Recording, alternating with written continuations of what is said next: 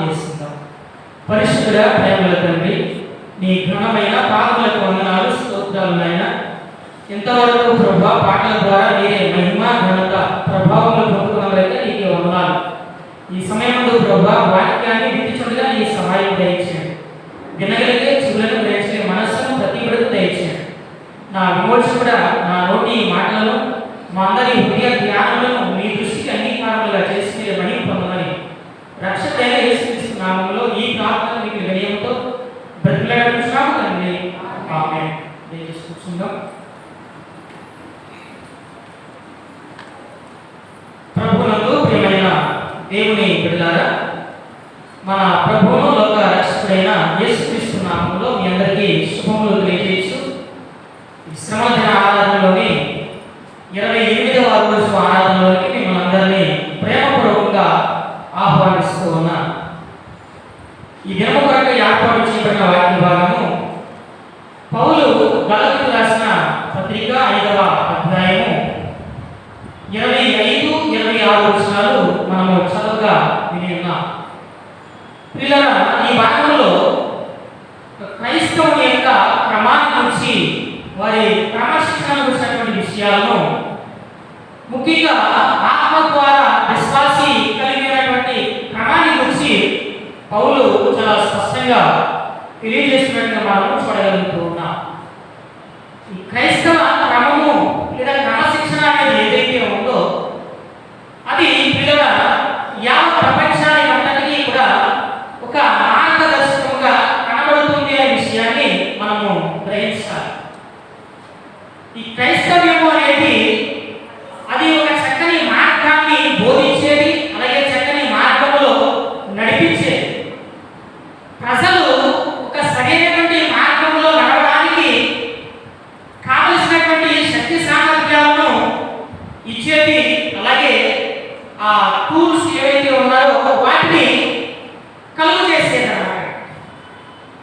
పౌలు ఇక్కడ పరిశుద్ధాత్మ ఆత్మక్రమాన్ని గురించి మాట్లాడుతూ ఆయన చెప్పే మాట ఏంటంటే, మనము ఆత్మను అనుసరించి జీవించువారమైతిమా, ఆత్మను అనుసరించి క్రమముగా నడుచుకుందాము అనే చక్కని విషయాన్ని తెలియజేస్తూ ఉన్నారు. ప్రియుల పరిశుద్ధాత్ముడు ఆయనను అనుసరించి జీవించడం వల్ల ఆయన మనకు ఒక క్రమాన్ని నేర్పించేవాడని, ఆయన మనకు క్రమాన్ని బోధించేవాడని మనము జ్ఞప్తి చేసుకోవాలి. ఎందుకంటే యేసుక్రీస్తు వారు మనం దర్శనం చేస్తూ ఉన్నప్పుడు ఆయన ఒక మంచి బోధకుడుగా కనబడుతూ ఉన్నాడు. ఒక మంచి బోధకుడు. ఆ మంచి బోధకుడి ద్వారా అనేకమైన మంచి విషయాలు నేర్చుకోవడానికి ఆనాటి ప్రజలు చాలా ఉత్తేజవంతులుగా ఉన్నారు.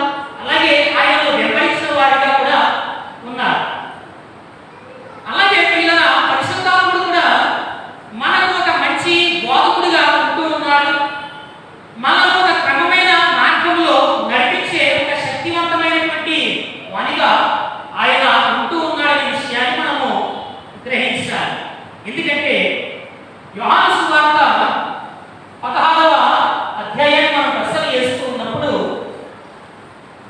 యోహాను సువార్త 16వ అధ్యాయము 13వ వచనం నుండి 15వ వచనం వరకు ఉన్న విషయాన్ని పరిశీలన చేస్తే, అయితే ఆయన అనగా సత్య స్వరూపైన ఆత్మ వచ్చినప్పుడు నిన్నును సర్వ సత్యంలోకి నడిపించును. ఆయన తనంతట తానే ఏమీ బోధింపక వేటిని వినునో వాటిని బోధించి సంభవింపబోవు సంగతులను మీకు తెలియజేయును. ఆయన వేటిని విని ఉన్నారో వాటినే మీకు బోధిస్తాడు.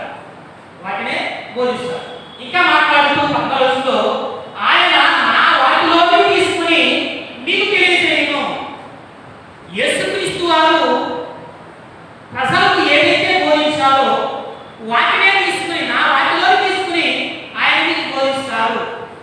యేసుక్రీస్తు వారు లోకానికి ఒక మంచి మార్గాన్ని ఆయన ఏ రీతికైతే చూపించారో, ఒక మంచి బోధన ఆయన ఏ రీతికైతే చేశారో, అలాగే ఆయన కూడా పరిశుద్ధాత్మ మనకు ఒక చక్కని బోధను నేర్పించేటువంటి గొప్ప వ్యక్తిగా ఉన్నాడనే విషయాన్ని మనము గ్రహించవలసినటువంటి వారమై ఉన్నాం.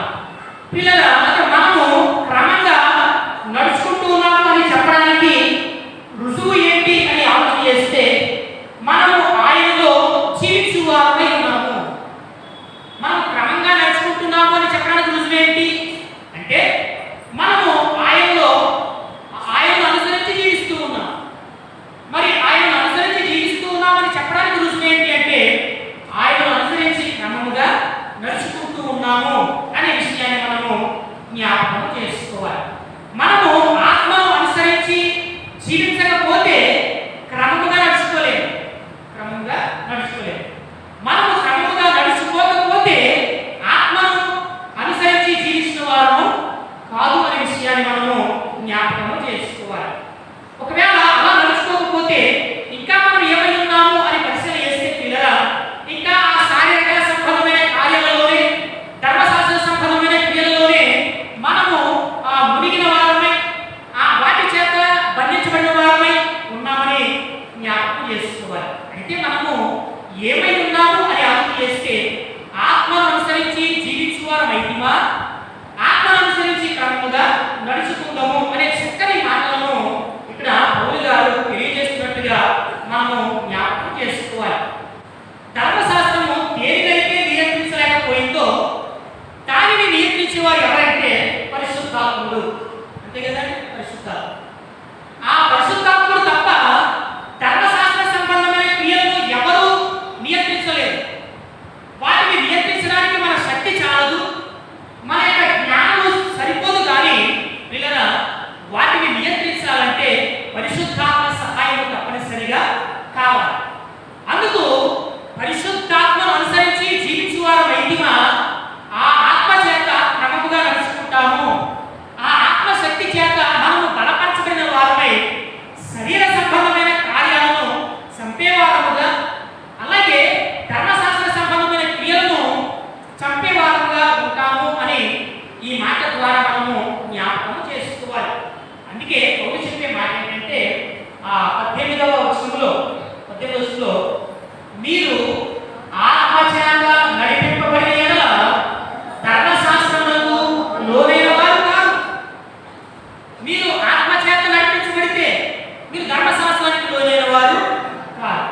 మరి ఆత్మ చేత నడిపించబడిన వారు దేనికి లోనైన వారు అని ఆలోచన చేస్తే ఆత్మకు లోనైన వారు, ఆత్మ యొక్క ఆధీనంలో ఉన్నవారు, పరిశుద్ధాత్మ యొక్క అధికారం క్రింద ఉన్నవారు అనే విషయాన్ని మనము జ్ఞాపకం చేసుకోవాలి. ఒక విశ్వాసి యొక్క చేతిని ఆయన పట్టుకుంటూ ఉన్నాడు, పట్టుకుని ఆ విశ్వాసిని నడిపిస్తూ ఉన్నాడు.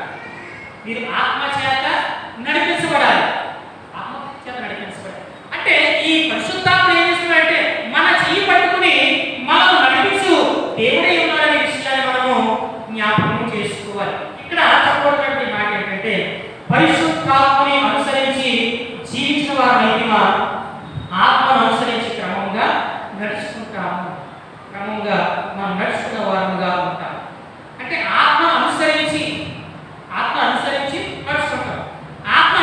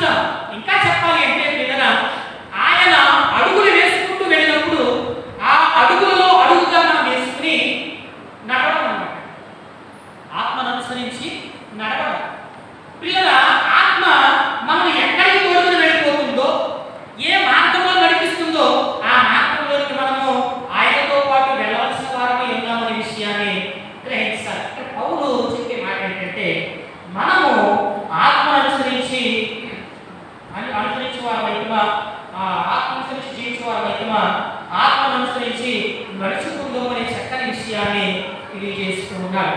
ఆత్మను అనుసరించి ఆయన ఎక్కడికి మనం నడిపిస్తున్నాడు అంటే నడుచుకున్న వారమై, ఆయన అడుగులో అడుగు వేసిన వారమై ఉన్నప్పుడు మనం శరీర స్వభావాన్ని చంపుకున్న వారంగా, శరీర స్వభావంపై విజయాన్ని సాధించినటువంటి వారంగా ఉంటామనే విషయాన్ని తెలియజేస్తున్నాం. అయితే ఆత్మను అనుసరించి నడవడం అంటే ఏంటి? ఒక ప్రశ్న. ఆత్మను అనుసరించి జీవించడం అంటే ఏంటి? ఆత్మను అనుసరించి జీవించడం అంటే ఇంకా నేను జ్ఞాపకం చేస్తాను. ఆత్మను అనుసరించి జీవించడం అంటే ఆయనను కలిగి జీవించడం, మన మీద పూర్తి అధికారాన్ని ఆయనకి ఇచ్చి ఆయన మార్గంలో మనము కొనసాగడం, ఆయనను అనుసరించి బ్రతకడం అన్నమాట. ఇంకా చెప్పాలంటే ఆయన అనుసరించి బ్రతకడం. అయితే పిల్లల ఆత్మ ఏమై ఉన్నాడో మనము తెలుసుకునే ముందు, లేక మనము ఆత్మ ద్వారా ఆత్మను అనుసరించి జీవించడం అంటే ఏంటో తెలుసుకునే ముందు మనము ఆత్మ ఏమై ఉన్నాడో తెలుసుకోవాలి. ఆత్మ ఏమై ఉన్నాడో తెలుసుకోవాలి. ఆత్మ ఏమై ఉన్నాడో తెలుసుకుంటే మనము ఆత్మను అనుసరించి జీవిస్తున్న వారు ఎలా అవుతాము, ఆ ఆత్మను అనుసరించి క్రమంగా నడుస్తున్న వారు ఎలా అవుతాము అనేది కూడా మనకు చాలా స్పష్టంగా అర్థమవుతున్న విషయాన్ని తెలియజేస్తూ ఉన్నాం. మనం ఆత్మను అనుసరించి జీవించడం అంటే తెలుసుకునే ముందు ఆత్మను అనుసరించి క్రమంగా నడుచుకుంటాము అని తెలుసుకునే ముందు ఆత్మ ఏమై ఉన్నాడనేది మనం జ్ఞాపకం చేసుకోవాలి. చాలా విషయాలు ఈ పరిశుద్ధాత్మ గురించి చెప్పబడ్డాయి, కానీ కొన్ని విషయాలు మాత్రమే వాక్యంలో నుండి నేను జ్ఞాపకం చేస్తాను. పిల్లల సృష్టి యొక్క క్రమంలో పరిశుద్ధాత్మ పాత్ర ఏమై ఉన్నది, అలాగే యేసుక్రీస్తుకు సంబంధించినటువంటి విషయాల్లో పరిశుద్ధాత్మ ఏమై ఉన్నాడు, అలాగే సంఘానికి సంబంధించి ఆ సంఘ కార్యాలలో, సంఘ క్రియలలో పరిశుద్ధాత్మ యొక్క పాత్ర ఏమై ఉన్నది, అలాగే వ్యక్తిగతంగా ఒక విశ్వాసికి సంబంధించి పరిశుద్ధాత్ముడు ఏమై ఉన్నాడు, అలాగే ఒక పాపి విషయంలో ఆ పాపికి సంబంధించి పరిశుద్ధాత్ముడు ఏమై ఉన్నాడు అని ఇలా అనేకమైనటువంటి విషయాలు చెప్పబడుతూ ఉన్నప్పటికీ కూడా ఆ ఆత్మ ఏమై ఉన్నాడు అని మనం ఒకసారి జ్ఞాపకం చేసుకుని ఆ ఆత్మను అనుసరించి జీవించడం ఏంటో దానిలో నుండి మనము జ్ఞాపకం చేసుకుందాం. మొదటి విషయం ఏంటంటే పిల్లరా, ఆత్మను అనుసరించి జీవించడం అంటే ఆత్మ ఏమై ఉన్నాడో తెలుసుకోవాలి కదా. ఈ ఆత్మ ఏమై ఉన్నాడు అని మనం ఒక్కసారి పరిశీలన చేస్తే యోహాను సువార్త 16వ అధ్యాయము పరిశుద్ధాత్మను గురించి అనేక విషయాలు ఉన్నప్పటికీ కూడా కొన్ని విషయాలు నేను జ్ఞాపకం చేస్తున్నాను. 16వ అధ్యాయము 8వ వచనంలో ఆయన వచ్చి పాపమును గూర్చియు నీతిని గూర్చియు తీర్పును గూర్చియు లోకమును ఒప్పుకొనజేయును. పరిశుద్ధాత్ముడు ఏమై ఉన్నాడని మనం ఆలోచన చేస్తే పాపాన్ని గూర్చి ఒప్పుకొన చేసేవాడిగా ఉన్నాడు. ఇక నీతి గూర్చి ఒప్పుకొన చేసేవాడిగా ఉంటాడు, అలాగే తీర్పు గూర్చి కూడా ఒప్పుకొన చేసేవాడిగా ఉన్నప్పటికీ మొదటి విషయాన్ని మనం పరిశీలన చేస్తున్నాను. ఆయన పాపాన్ని గూర్చి ఒప్పుకొన చేసే దేవుడే ఉన్నాడు. పిల్లలు గమనించండి, పాపాన్ని గూర్చి ఒప్పుకొన చేసిన దేవుడే ఉన్నప్పుడు, ఆయన ద్వారా మన పాపాన్ని ఒప్పుకున్న వారంగా మనం ఉన్నప్పుడు, ఆ పాపాన్ని ఒప్పుకుని మనము ఆత్మ ద్వారా జీవిస్తూ ఉన్నాము. పాపాన్ని ఒప్పుకుని ఆత్మ ద్వారా జీవిస్తూ ఉన్నాము. ఆ ఆత్మ ద్వారా జీవించినటువంటి మనము ఏం చేస్తూ ఉన్నాము అని పరిశీలన చేస్తే ఆత్మను అనుసరించి క్రమముగా నడుచుకుంటూ ఉన్నాము. ఈ పాపపు ఒప్పుకోవాలని జరగకపోతే పరిశుద్ధాత్మ ద్వారా జీవించేటువంటి స్థితి ఉండదు. పరిశుద్ధాత్మ ద్వారా జీవించే స్థితి లేకపోతే ఆత్మను అనుసరించి క్రమముగా నడుచుకునే పరిస్థితి కూడా ఉండదన్నమాట. మొట్టమొదట జరగవలసింది ఏంటంటే ఒక వ్యక్తిలో పాప ఒప్పుకోవాలనేది జరగాలి. పాపపు ఒప్పుకోవాలనేది జరగాలి. పరిశుద్ధాత్ముడు ఏం చేస్తున్నాడంటే ఒక వ్యక్తిని పాపాన్ని గురించి ఒప్పింపజేస్తూ ఉన్నాడు. నీవు పాపివి అని తెలియజేస్తూ ఉన్నాడు. అలా తెలియజేసి ఆ వ్యక్తిలో ఉన్నటువంటి పాపాన్ని బహిర్గతము చేసి క్రీస్తునొద్దకు ఆ వ్యక్తిని నడిపిస్తూ ఉన్నాడనే విషయాన్ని మనము గ్రహించాలి. ఇక్కడ పిల్లల ఒప్పుకొన చేయను అన్న మాట దగ్గర, ఒప్పుకొన చేయని మాట దగ్గర గ్రీకులో ఎలెంకో అనే మాట ఉపయోగించారు. ఎలెంకో అనే మాట అర్థం ఏంటంటే నేరారోపణ లేదా బహిర్గతము చేయు లేదా ఖండించు లేదా అంగీకరింపజేయు. ముఖ్యంగా బహిర్గతము చేయు అనే మాట మనం పరిశీలన చేస్తూ ఉన్నప్పుడు ఆ పరిశుద్ధాత్ముడు ఏం చేస్తున్నాడంటే అండి, నయన నీవు పాపివి అని అతని యొక్క హృదయాన్ని, అతని యొక్క మనస్సాక్షిని ఒప్పింపజేసి అతని యొక్క పాపాన్ని బహిర్గతం చేస్తున్నాడు అన్నమాట. పైకి ఎక్స్పోజ్ చేస్తూ ఉన్నాడు, పైకి తీసుకొస్తూ ఉన్నాడు. ఆ పైకి తీసుకుని రావడం వల్ల ఆ వ్యక్తి ఏమవుతున్నాడంటే నేను పాపిని అని బహిరంగంగా ఒప్పుకున్నాడు అన్నమాట. నేను పాపిని అని బహిరంగంగా ఒప్పుకున్నాడు. అలా బహిరంగంగా ఒప్పుకున్నటువంటి ఆ వ్యక్తి ఎక్కడికి నడిపించబడుతున్నాడంటే క్రీస్తు వద్దకు నడిపించబడుతూ ఉన్నాడు. ప్రియమైనటువంటి దేవుడు కదా, పరిశుద్ధాత్మ ఏం చేస్తున్నాడంటే అండి, విశ్వాసిని మందలించి తన మార్గంలో నడిపిస్తూ ఉన్నాడు. ఆ పాపాన్ని అంగీకరింపజేస్తూ ఉన్నాడు. అయితే నేను పాపం చేస్తాను అని చాలా మంది ఒప్పుకోరు కదండి. ఆదాము ఒప్పుకున్నాడా? ఆదాము ఒప్పుకోలేదు. చివరికి ఏమన్నాడు ఆదాము, దేవా ఇదిగో నీవు పాపం చేసినటువంటి ఇక నా భార్య ఎవరైతే ఉన్నారో ఈ స్త్రీయే. ఒప్పుకోలేదు, తప్పేసుకున్నాడు, నెట్టేశాడు, ఇతరుల మీద నెట్టేశాడు. కానీ వీళ్ళ పరిశుద్ధాత్ముడు ఏం చేస్తాడంటే అండి, ఆయన పాపాన్ని అంగీకరింపజేస్తాడు. అయ్యా నేను పాపిని అని ఆ వ్యక్తి ఒప్పుకునేలా చేసి, నేను పాపం చేస్తానని ఒప్పుకునేలా చేసి ఆ వ్యక్తిని క్రీస్తు వద్దకు మంచి మార్గంలో క్రీస్తు వద్దకు నడిపించేటువంటి కార్యాన్ని ఆ వ్యక్తి పట్ల చేస్తారు. పరిశుద్ధాత్మ పిల్లల పాపాన్ని, అవిశ్వాసాన్ని ఖండించి ఒక వ్యక్తిలో ఉన్నటువంటి అపరాధ భావం ఏదైతే ఉందో ఆ అపరాధ భావాన్ని గుర్తు చేస్తూ ఆ వ్యక్తికి క్షమాపణ అవసరము, క్షమాపణ యొక్క ఆవశ్యకత చాలా ఉంది అని గుర్తు చేస్తారనమాట. ఇలా ఎవరు చేస్తారండి? అసలు ఎవరైనా చేస్తారా? పరిశుద్ధాత్ముడు ఒక వ్యక్తి యొక్క క్షేమాన్ని కోరేవాడు కనుక ఆ వ్యక్తిలో ఉన్నటువంటి అపరాధ భావాన్ని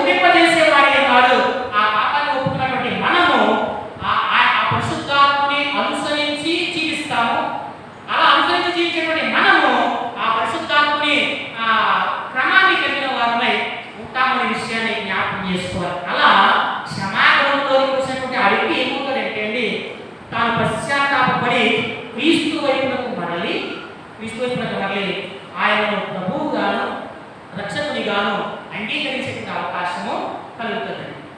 అందుకే ఆ పరిశుద్ధాత్మ ఆ ప్రభావం ఏదైతే ఉందో, పరిశుద్ధాత్ముడు పెట్టుకుని పడిన దినాన వారి మధ్యకి వచ్చినప్పుడు ఆత్మ చేత నడిపించబడినటువంటి పేతురు గారు ప్రసంగం చేసినప్పుడు పిల్లల ఆ ప్రసంగాన్ని విన్నటువంటి అనేకులు వారి పాపాన్ని ఒప్పుకున్న వారే, యేసును అంగీకరించిన వారే ఉండగా అక్కడ వారు చెప్పే మాట ఏంటంటే అపోస్తలుల కార్యక్రమంలో 2వ అధ్యాయము 37-38 వచనంలో వారు ఈ మాట విని హృదయంలో పంచుకొని సహోదరులారా నేనేమి చేద్దామని పేతురును అడుగగా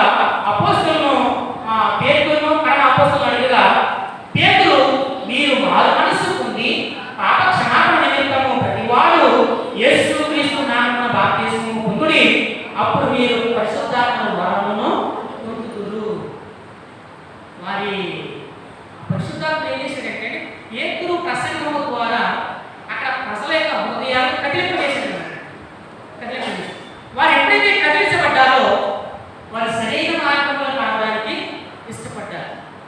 ఆ సరైనటువంటి మార్గమే యేసుక్రీస్తు మార్గం అనే విషయాన్ని మనము జ్ఞాపకం చేసుకోవాలి. మన పాపములను మనము ఒప్పుకొని ఆయన నీతిమంతులను నమ్మదగిన వాడు కనుక తన రక్తము చేత మనను పవిత్రులుగా చేసే దేవుడే ఉన్నాడనే విషయాన్ని మనము గ్రహించవలసిన వారమై ఉన్నాం. పాపమైన మనను నీతిమంతులను చేశాడు కనుక ఆయనను అనుసరిస్తూ ఉన్నాము, ఆయనలో మనం జీవిస్తూ ఉన్నాము, ఆయనను కలిగి మనం నడుచుకుంటూ ఉన్నామనే విషయాన్ని జ్ఞాపకం చేసుకోవాలి. ఇక రెండవది ఏంటంటే ఆయన ఏమై ఉన్నాడు అని పరిశీలన చేస్తే పిల్లరా ఆయన ప్రేమై ఉన్నాడు.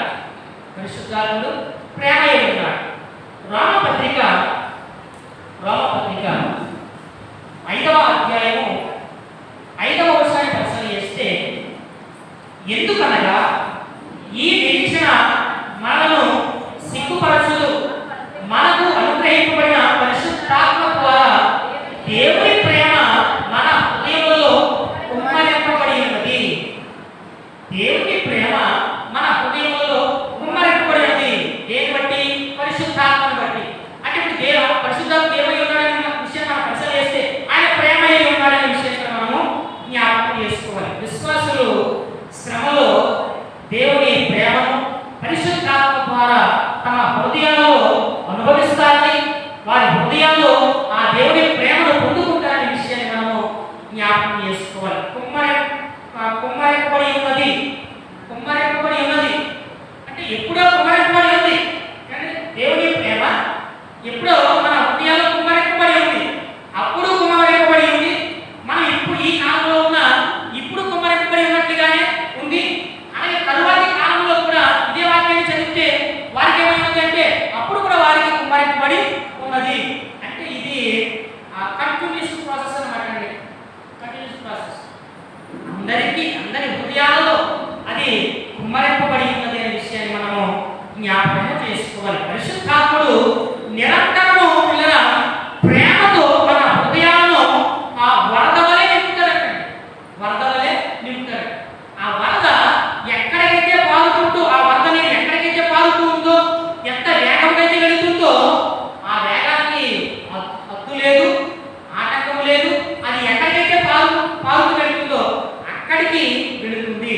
అయితే పరిశుద్ధాత్మ యొక్క ప్రేమ కూడా అది మన హృదయాల్లో ఎంతవరకు వెళుతుందంటే వరద నీరు ఎంతవరకు అయితే వెళ్ళిపోతుందో అంతవరకు కూడా అది మన హృదయంలో పారుతూ ఉంది అనే విషయాన్ని మనము జ్ఞాపకం చేసుకోవాలి. వీటి వల్ల ఆ ప్రేమ అందరి ఎడల ఉండాలని ఆయన భావమై ఉన్నది అనే విషయాన్ని కూడా మనం జ్ఞాపకం చేసుకోవాలి. ఆ ప్రేమ అందరి ఎడల ఉంటే ఆ ప్రేమను బట్టి జీవిస్తున్న వారమై ఉంటాము, ఆత్మను బట్టి క్రమముగా నడుచుకున్న వారమై ఉంటాము. ఈ ప్రేమ లేకపోయినా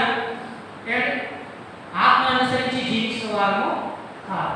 పరిశుద్ధాత్మ ప్రేమయే ఉండగా దేవుడు ప్రేమయే ఉండగా, యేసుక్రీస్తు ప్రేమయే ఉండగా ఆ ప్రేమ మనల్ని ఏం చేస్తున్నటువంటి జీవింపజేస్తూ ఉంది.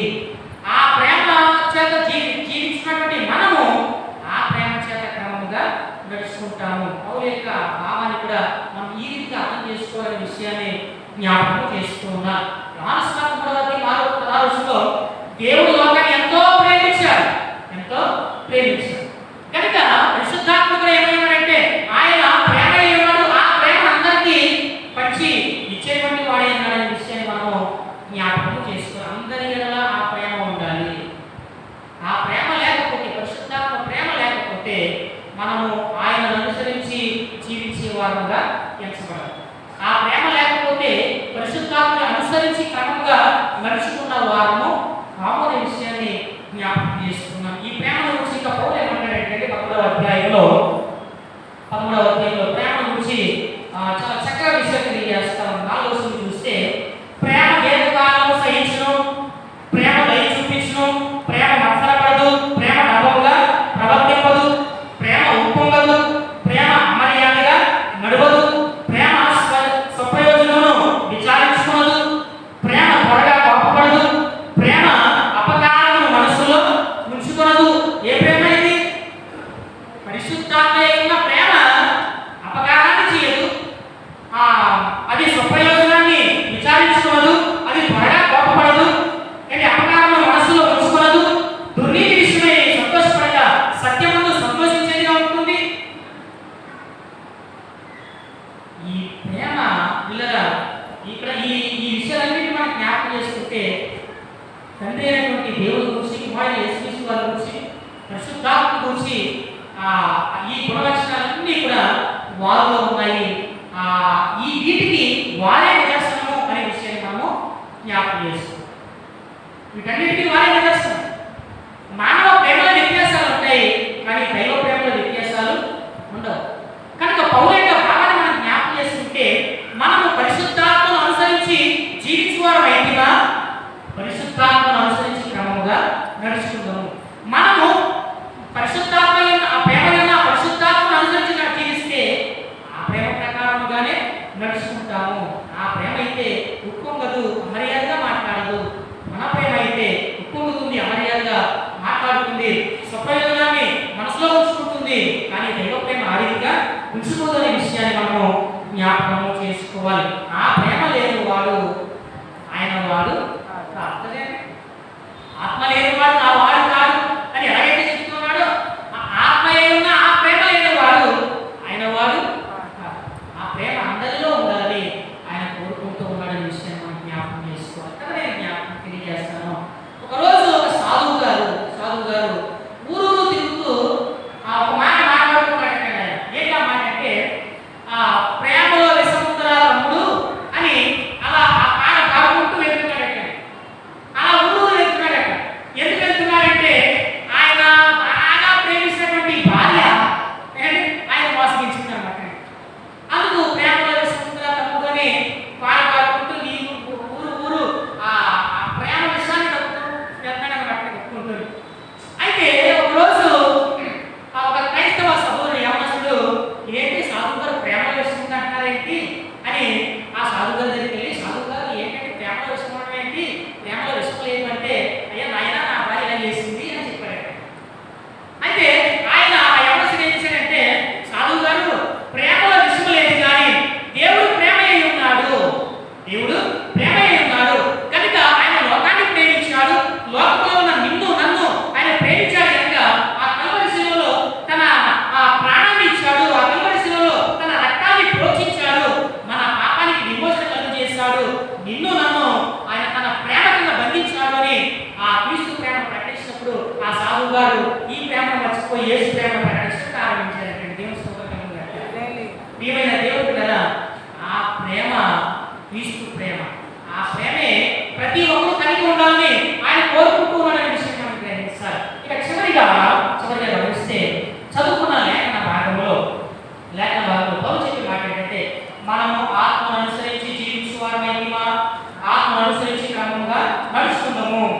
ఆ నడుచుకోవడంలో ఉన్నటువంటి 3 విషయాలు ఇక్కడ తెలియజేస్తున్నాడు. ఒకరినొకరము వివాదములకు రేపకయు, ఒకరినొకరు వివాదము రేపకయు లాస్ట్ మాట చెప్పండి సార్ ఉందము. పరిశుద్ధాత్మలో నడిచేవారు, పరిశుద్ధాత్మను అనుసరించి జీవించేవారు, పరిశుద్ధాత్మను అనుసరించి ఆ క్రమాన్ని కలిగి జీవించే జీవించే వారిలో ఎలాంటి స్థితి ఉండదంటే ఒకరినొకరము వివాదములకు రేపకయు ఉండము. అది ఆ ఆత్మ అనుభవాన్ని కలిగినటువంటి వ్యక్తి యొక్క లక్షణం. ఆ వ్యక్తి వివాదాన్ని రేపడు. వివాదాన్ని రేపాడు అంటే ఆ వ్యక్తి ఆత్మను అనుసరించి జీవిస్తున్న వారు కాదు. ఆత్మను అనుసరించి క్రమంగా నడుచుకున్న వారు కాదు. ప్రియమైన వారు, లోకంలో ఎందరో మనం చూస్తూ ఉన్నాం. ఇద్దరు కలిసి ఉంటే వారైనటువంటి వారికి ఎలాగైనా గొడవ పెట్టాలని, ఆ స్నేహ బంధాన్ని విడగొట్టాలని రకరకాల అపవాది చూస్తూ ఉంటాడు. నీవు క్రీస్తు ప్రేమలో ఉన్నావు, నీవు క్రీస్తు ప్రేమ నుండి నిన్ను దూరం చేయాలని అపవాది చూస్తూ ఉంటాడు. క్రీస్తుకు నీకు జగడాన్ని కలుగుతాయని చూస్తూ ఉంటాడు. ఈ బంధాన్ని సహవాసాన్ని తెప్పాలని చూస్తూ ఉంటాడు. అయితే ఒకటి, పరిశుద్ధాత్మను మనం అనుసరించి నడిచిన వారైతే మనం మన వివాదము రేపకయు ఉండము. మార్కు సువార్త 9వ అధ్యాయం 50వ వచనంలో త్వరగా అందిస్తాడు.